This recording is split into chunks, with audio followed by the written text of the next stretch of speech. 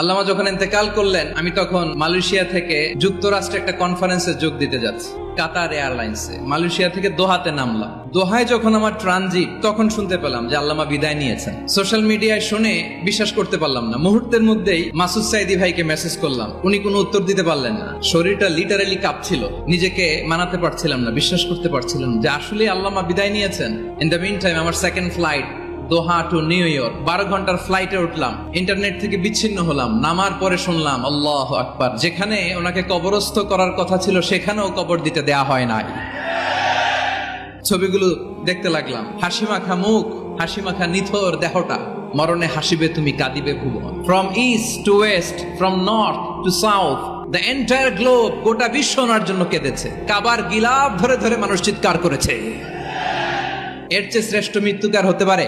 আমাদের আল্লামার আর কি পাওয়ার ছিল বলেন?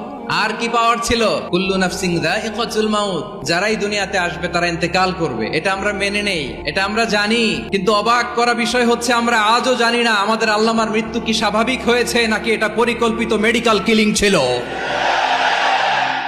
এটা যে পরিকল্পিত মেডিকেল কিলিং ছিল, এটা ধারণা করার পেছনে অনেক কারণ আছে।